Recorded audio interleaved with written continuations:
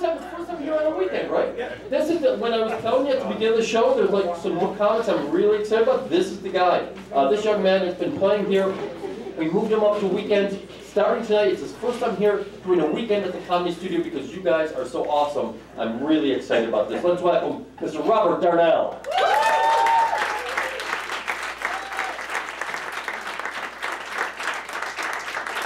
Hey everybody, how's it going? I'd like to start off by telling you a little bit about myself. I come from a dysfunctional family. I'm drunk, a dropout, a drug addict, and manic depressant, and that's just me. Growing up was always difficult. My mom suffers from bipolar disorder, so she likes to walk around and talk to herself a lot. So in an effort to look normal in the neighborhood, I equipped her with a Bluetooth headpiece. So instead of yelling to God, people would think she was calling him. And it's working pretty good. People don't think she's crazy anymore. Now they just think she's a regular douche with a Bluetooth.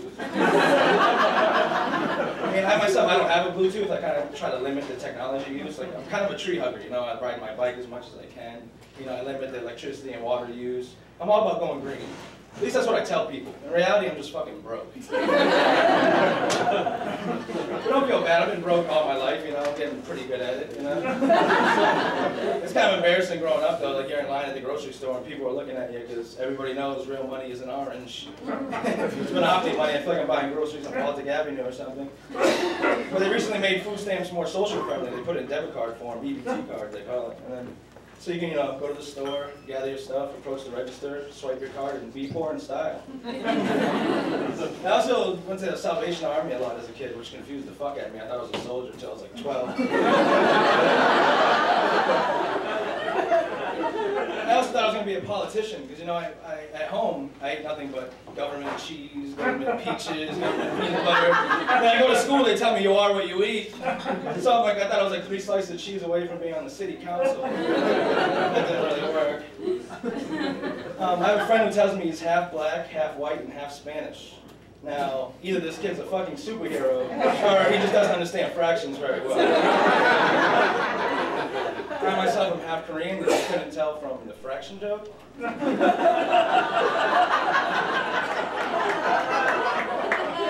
I have a tip for all Asian people. No, I don't see it. But I have a tip for all Asian people out there. The one that may be hiding, the workers downstairs. It's never wear a blue polo shirt and walk around a Best Buy.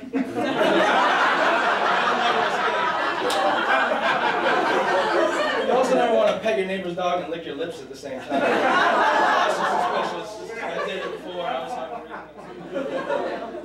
Well, actually, I'm not even half Asian. I just walked into my parents' having sex one night, and I haven't been able to open my eyes anymore. But being an Asian male is tough nowadays. We have like the least sexuality of all the males. We're like the Detroit Lions of sexuality. I think you should say the Detroit of sexuality because that city sucks. But yeah, you know, it's tough. It's like people don't even like the yellow starburst. You know what I mean? It's like you're as likely to see a Korean male porn star as you are to see a Korean dog sitter. It's just it's not gonna happen. But luckily for me, it's getting a little easier. For me, I lost 60 pounds recently. Thank you. Yeah, I was fat, now I'm not. Thank you. I guess it doesn't really deserve an applause, you know? But, yeah, the crazy thing is when you're losing weight, people tell you all these strategies. People are like, you know, the most common strategy is you buy clothes that don't fit you know, hoping to fit in it one day. And I applied the strategy to a different part of my life. I've been buying Magnum condoms lately. Just hoping one day it'll fill in. I've never sent a dick pic, mainly because I haven't been able to fill in that Magnum condom yet. My penis is not very photogenic. I mean, they say they can't add 10 pounds, but I don't think that transitions well into the dick pic. I just don't like saying that. I mean, seeing a dick just ruin your day. For me, anyway, so I don't know, you guys probably like saying that. But I was scrolling through my girlfriend's phone, right, and she has like the SIM card she's all excited about because she has all her pictures from college, so that's just a disaster waiting to happen, right? So scrolling through, it's like thumbnail mode, scrolling through, I'm like, wait a minute, can you go back and look? I swear I just saw a dick. And obviously, this is in question because I've never sent a dick pic, so it's not mine. It was obviously not mine. And it's like, it ended up being a dick in her phone. It was from like 2 years before we met. So I had no reason to be upset, but of course I was. And it was just upsetting, I don't know, it's like, and she's like, to comfort me, I don't know what the fuck she was thinking, but to comfort me, she's like, actually, I don't even remember whose dick that was.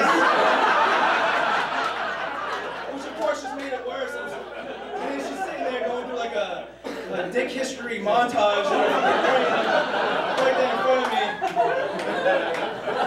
It was just awful.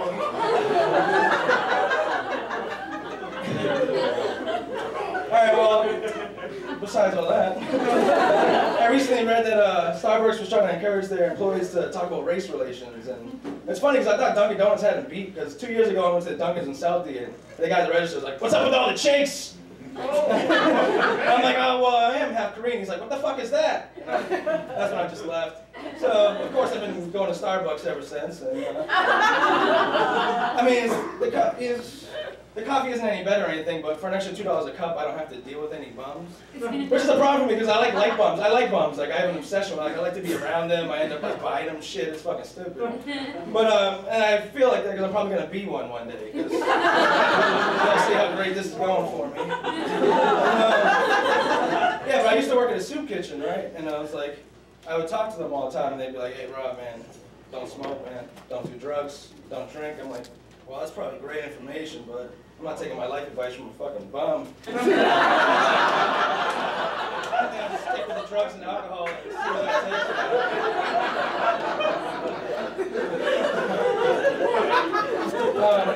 I recently discovered they have Facebook in prisons nowadays. Facebook in prisons, yeah. You've been locked up or something. He's done the time. No, but, it's just like it is for you or me, except for the poking isn't as fun. You also don't want your friends to see you when you've been posted on somebody's wall. You might want to keep that one private. I also read that Boston is in contention for the Olympics in 2024, which is cool because I like the Olympics. That's exciting, you know. The Olympics, you know, provides a positive message to small-breasted women everywhere, and that's, don't worry, you're not completely useless. You can always learn gymnastics. Oh, sorry, come on. Real. All right, if you like small-breasted. That's all I listen to rap. I like to listen to rap, which is not always the most popular form of music. You know, people think it's offensive or provocative, whatever. But I beg to differ. This is really inspirational song called "Suck It or Not" by Cameron and Lil Wayne, and you know, it just taught me to be more assertive and straightforward. If I ever come to a crossroads, I think "Suck it or not," and I get the job done. And I'm a romantic guy, believe it or not. Suck it or not business. You know, I like to, you know, hold hands, you know, go on dates, stuff like that. But the problem is I'm a busy guy as well, so I haven't been on a date in a while.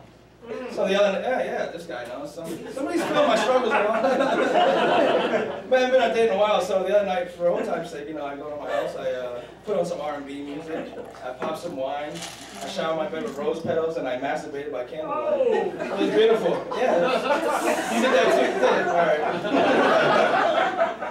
Alright, no, but seriously, I have a girlfriend, and my girlfriend's black, and my past couple girlfriends have been black, and people think I have some weird jungle fever thing, and that's not true. And people think it's interracial sex. That's not true either, because I'm Korean and white, so it's interracial sex pretty much every time. It's just most guys don't want to date a girl that's taller than them. I just don't want to date a girl with nicer hair than me. Which is probably going to be hard to do anyways, but I figured with black girls I win by default.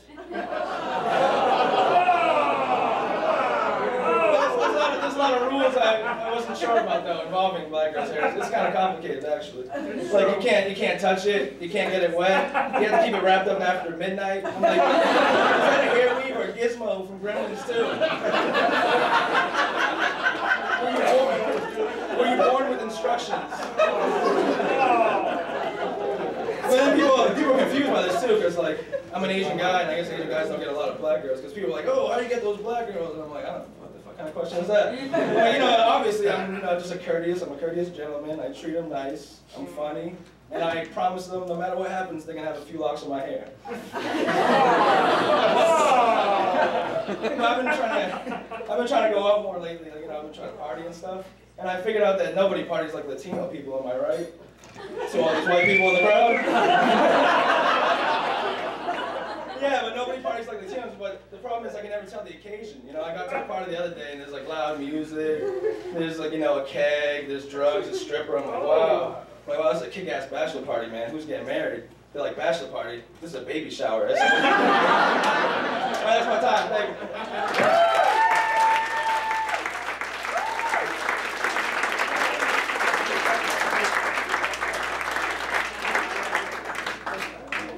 First time I met Robert, I was getting something to eat, and I gave him some life advice.